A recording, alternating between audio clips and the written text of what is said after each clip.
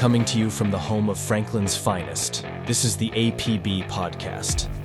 Here now is Franklin Police Public Information Manager, Max Winitz. It is great to have you with us once again, everybody, for another edition of the APB Podcast. Thanks for making us a part of your week. Today's episode is titled The Undercovers, and we are sitting down with the lieutenant who oversees our flex unit. He is not undercover, Lieutenant Chris Hollingsworth, but everybody in the flex unit other than him is. We're going to tell you what exactly the flex unit does for the city of Franklin and how important this unit is to the residents here in the city. You're not going to want to miss that interview. A lot of people don't know what the flex unit is, so we felt it was certainly necessary to educate you and let you know about this vital work that they do each and every day. We'll get to that in just a moment, but first, let's get to the news.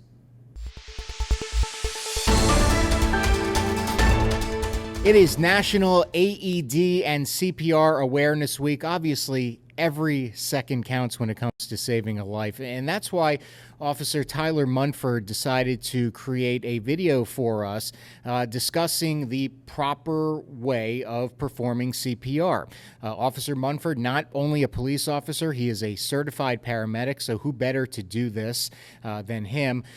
So if you are watching on our YouTube channel, you will see that video. If you are listening to the podcast, you'll hear the step-by-step process of how to successfully perform CPR. Hopefully nobody will ever have to do this and encounter a situation where CPR is necessary, but this video is really important and provides, again, those steps on how to successfully perform CPR. So let's take a look and a listen to that right now. Hello, my name is Tyler. I'm an officer with the Franklin Police Department. I'm also a certified paramedic. This week is National CPR and AED Awareness Week, so I wanted to just briefly review over how to do compression-only CPR. Cardiac emergencies can happen anywhere, so it's good to be prepared with the compression-only CPR. It's easy to remember, it's easy to learn, and it's an important skill to have because you can save a life. First, if somebody collapses in front of you, you want to check the scene for safety. If the scene is safe, what you'll do next is check the person for responsiveness using the tap and shout technique. At the same time, you'll also be checking for breathing, life-threatening bleeding, or another life-threatening condition. Are you okay? Are you okay? If at any point you determine the person is having a life-threatening emergency, call 911, and if available, get an AED or direct somebody to do so. When you begin CPR, you want to ensure that the person is on a firm, flat surface such as the ground. If they're laying on a bed or a couch, carefully move them onto the ground and you'll begin CPR. What you'll do is once they're on the ground, you'll get in the kneeling position like this with your knees close to their body. You'll place the heel of one hand in the center of their chest and another on top, interlacing your fingers with your fingers off of your chest. You'll then lean forward so that your shoulders are directly above your hands and lock your elbows out. This will allow you to use your body weight for compressions instead of pushing with your arms. When you're doing compressions, you want to compress at a depth of at least 2 inches and a rate of 100 to 120 beats or compressions per minute, which is about 2 per second. I'll do a couple compressions just to show you what they look like. 1, 2, 3, 4, 5, 6, 7, 8, 9, 10, 11, 12, 13, 14, 15. Once you start doing compressions, don't stop until you see signs of life such as breathing. A trained responder shows up and is available to take over. EMS is available to take over, or an AED is available.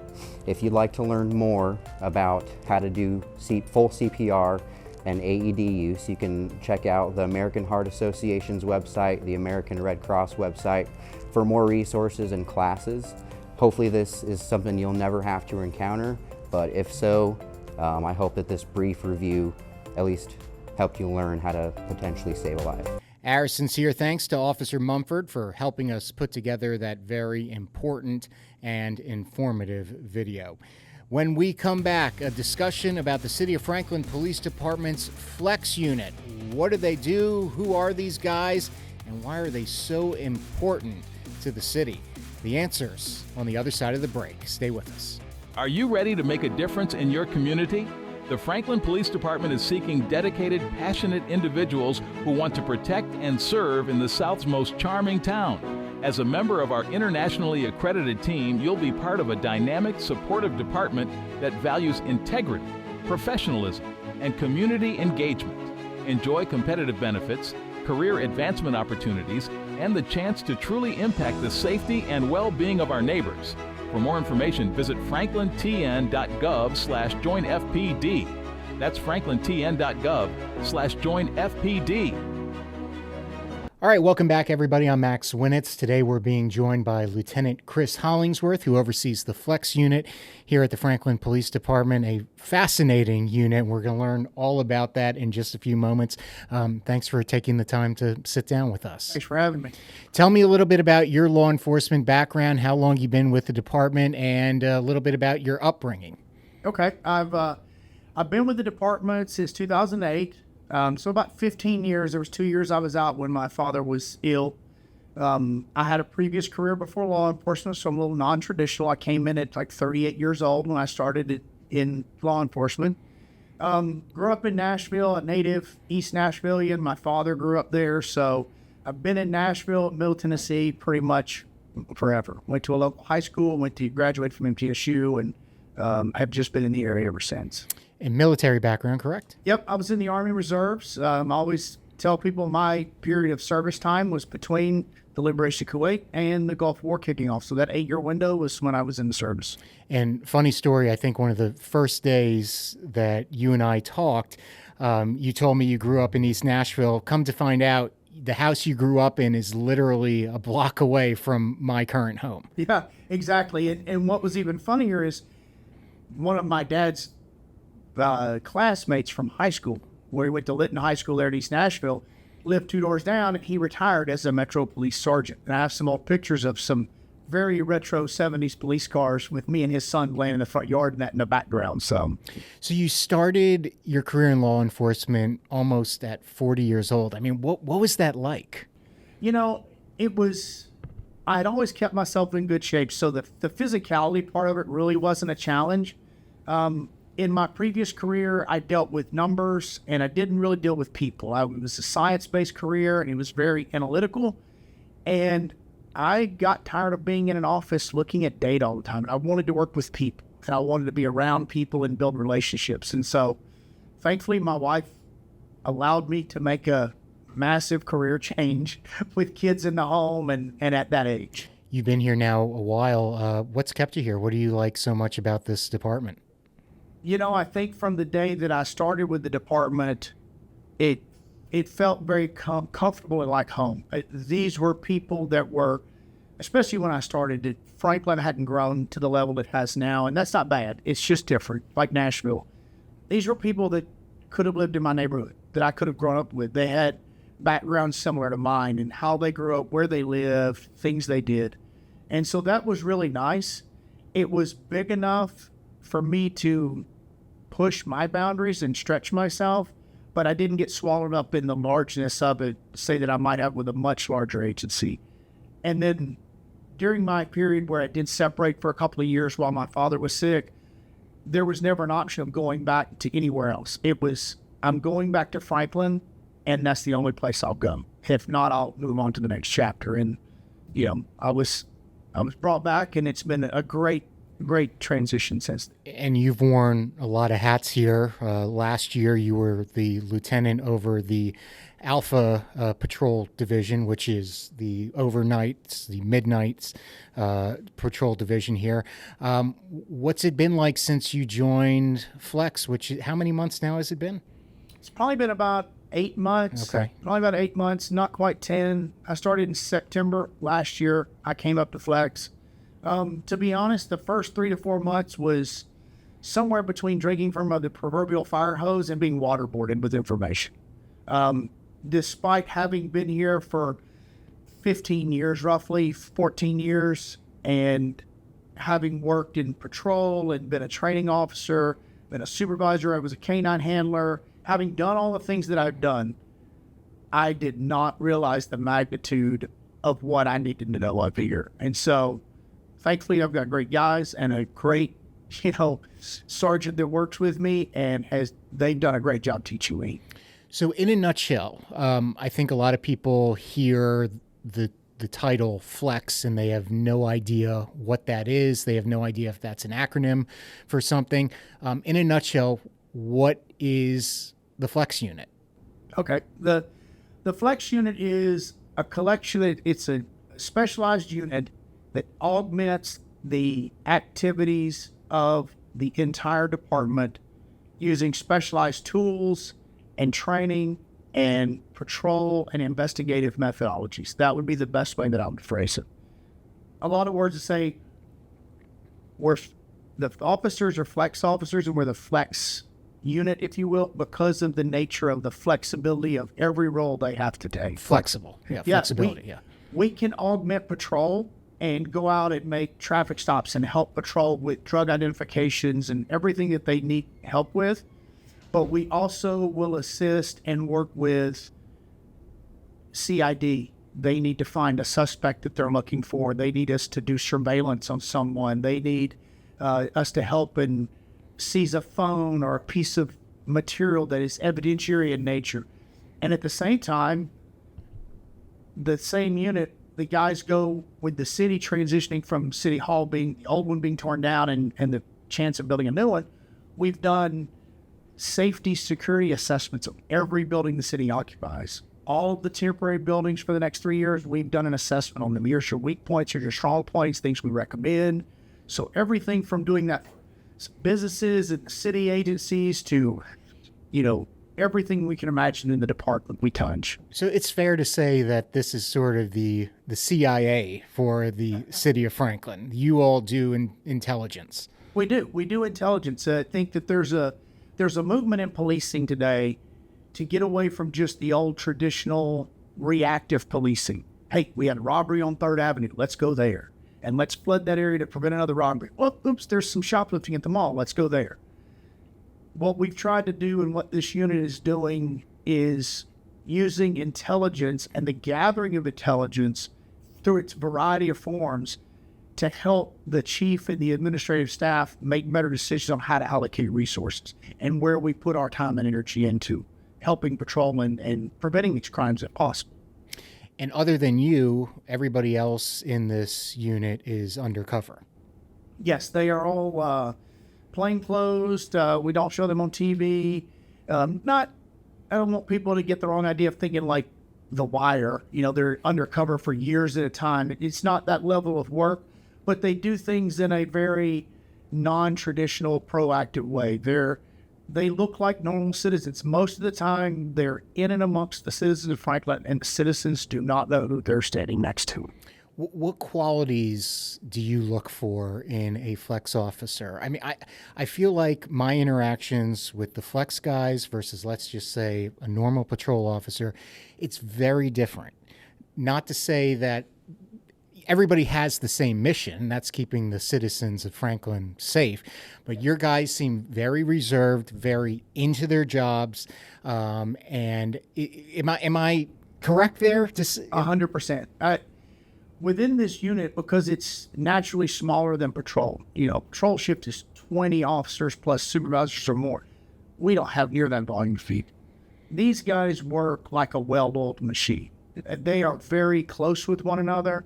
If one guy gets into something, they're all into it with him, and they divide the labor immaculately. It's like, it doesn't matter what the job is. The simplest job that nobody wants to do really on patrol, they're like, we'll do it. Let's just get done. I think that the number one thing that you look for in a Flex officer is that they have to really love wanting to do police work. And that's not to say that other patrol officers don't, but they have to want to go and hunt and look for that element that is just minutes or seconds away from making a bad decision and doing something the public would appreciate. They have to want to hunt, and they have to be kind of the sort of kid that always flips over the rock to see what's under it. They want to know what's under that rock, or how does this thing work? And they're willing to take apart the lawnmower, then they don't really quite know how to put it back together, but they want to know how it works inside. They've got to have that level of sort of drive and natural inquisitiveness. At the same time, the amount of work they do, they have to be dedicated to the team and their job. Their family has to understand it. And they have to have excellent analytical and writing skills, because everything they do now has to be documented. And you have these guys write as much as any detective in CID does in their reports. Let's go back maybe 6 months to a year. What are the crime trends that you all are investigating the most nowadays? I think if we're looking back at 6 months, one of the easiest things that we've done as Flex, and I've talked about in public forums, is the not in our mall operation, that sort of thing. It's more than just the average shoplifting. Retail organized theft crime rings they're international. They are organized, and they are the source of a great deal of money. And that money is not only losses for the public if their wallet is stolen and their credit card is used, but it's also losses of money for retailers. And those retailers, when they lose that money, either maybe they can't open a new store and they can't hire somebody else. They have to make that money back somewhere. And it also represents loss of even tax dollars and tax revenue to the cities and municipalities of the state. So it's all intertwined together. I think that is number one thing that is super easy for people to understand. Number two, I think that you have to realize that just because it may not get a lot of publicity, and things are changing, narcotics and illegal drugs are changing in how they're done. It's no longer guys on the corner like you saw on a TV show like Miami Vice. It's not like that anymore. The electronic age and the ability to communicate through cell phones, through the internet, has changed that game. And so we have to stay up on those things. And I would add to that, going even a next step further, given the communication changes we have, and now with AI and stuff like that coming in the forefront, the ability for people to decide to radicalize or get radicalized themselves online and then be a lone wolf or part of some movement that we may not know about and decide to try to harm somebody in a festival on the street or have a grudge and get some people group, those things get expanded too, because now that has to be monitored as well. It's very challenging. I mean, the technology is changing so fast, it's just hard to keep up with it. Going back to narcotics, you watch the news, you just hear fentanyl. How big of an issue is that here in Franklin right now? A lot bigger than people realize. And I say that not to scare anybody. Sure. It's just being honest. The reality is fentanyl acts in the way that the same way hydrocodone, oxycodone, and those other opiate delivery drugs work in the body. So you go to the doctor, you have your wisdom teeth pulled, they give you a couple hydrocodones to kill the pain for a couple of days. Well, that's the same active ingredient that works in the same pathway as fentanyl. The average person takes a couple of those pills, then doesn't need them, they switch to ibuprofen, and then a week later, they're fine. What happens is people that have that addictive character of their personality, they start to abuse that, or they're using it in a way as non-prescribed. So instead of just taking the pill and waiting on digestion, they'll chop it up and snort it. Or somebody else may do something else with it. So those things happen. I like to tell citizens when I talk to them or other civic groups that here in Franklin, we're very blessed. We have a very active police department. The community and us get along well, and we work hard at it. But we have the same problems every other community has. We may have slightly less of them because we have less people than, say, Nashville or Memphis or Chicago, but we still have the same problems. The question is, these guys in the Flex unit are working continuously to keep that problem as pushed down as we can. The more enforcement and more effort we put into keeping, whether it's retail theft or narcotics or whatever it happens to be, the more we keep our hand on it, the less likely it is to grow out of control. Literally, we're trying to keep the lid on the pot, so to speak. Well, staying on the topic of narcotics, last year, the Flex unit added a canine, Kobe, a chocolate lab. He's been paired with one of the Flex officers. Just how beneficial has Kobe been as far as, narcotics go and finding them? Narcotics, Kobe's been excellent. You can't really it's hard to explain to people the way the canine works. Having been a canine handler and had a dog that did both obedience and PD1 work, which is like normal stuff, like you think of dogs, and then it did narcotics work as well, I understand it. The dog's sense of smell is so advanced compared to people. And I'll use an example that Lieutenant Compton for the department used for me when I was a canine handler and he was training me. We come into a room in here and we open the door and we're like, wow, we're having pizza tonight. You know, your kids walk in like, mom's having pizza, you know, they can smell it. They might be able to go, hey, that sounds like meat lovers pizza, or that's got green onions on it, and whatever they like. The dog smells every aspect of every ingredient individually. It not only knows there's pepperoni, it smells the pepperoni grease, and it smells the salt in the sauce and the sugar in the sauce. Amazing. And the wheat. They smell all of that independently. And what you teach the dog to do is to identify, I want you to ignore everything except paprika. I only want you to tell me when there's paprika. We don't care about oregano. We don't care about salt. We don't care about sugar. We only care about paprika. And the dog has the ability to do that. And people just don't have it. And because of that success with Kobe, do you see there being additional dogs coming to the department in the foreseeable future? I would love to have a back to an expanded K9 unit. It's going to take some time. These things are not easy. The dogs require a lot of training. There's a lot of maintenance that goes into them. The reality is they just have an ability to smell something that we can smell. Even a drug that's not in the news media today like fentanyl, but let's say like methamphetamine, which was in there for years.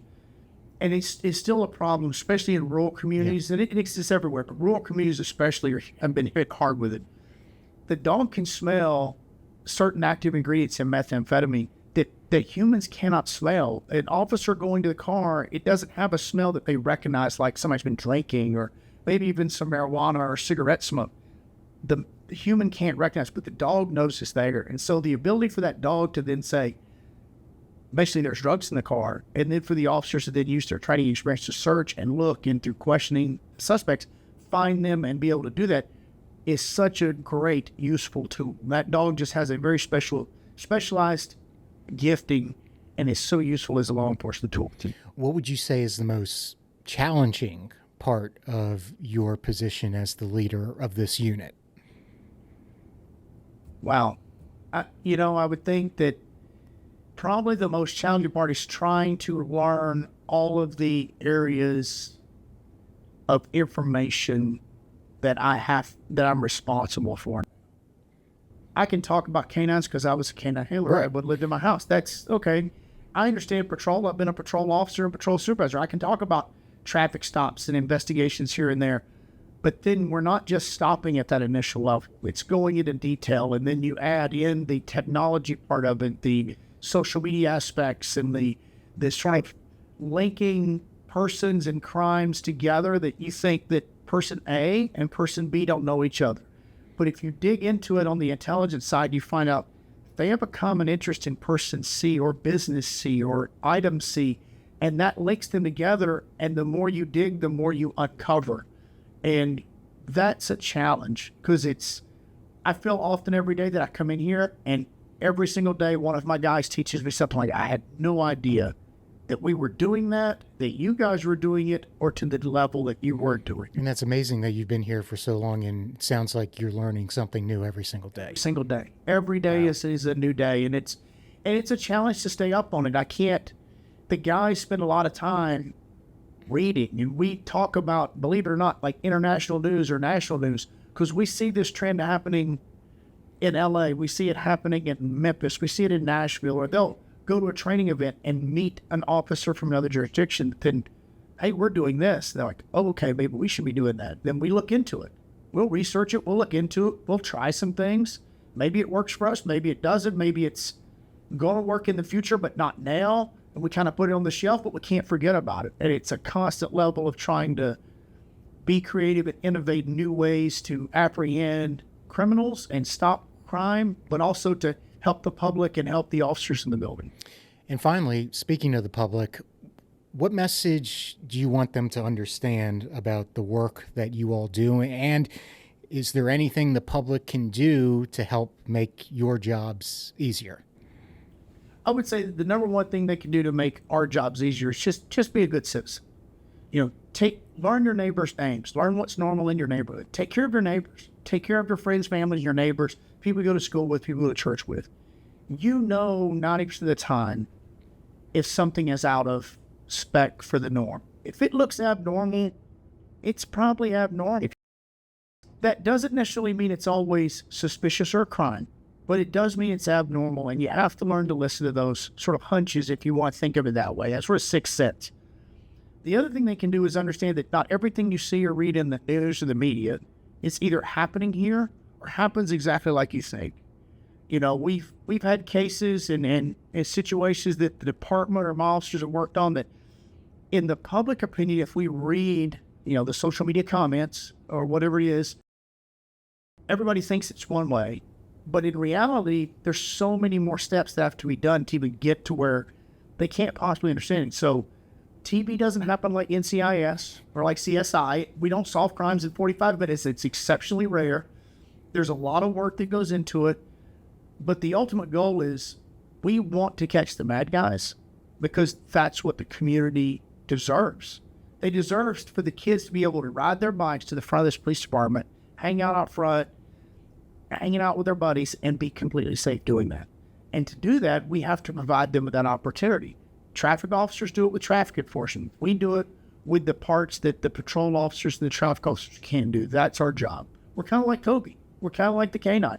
We have abilities and tools to use that we use to get into spots that the average marked patrol officer wouldn't necessarily get to, but we know how to look there. And we take pride in that. We don't talk about it very much.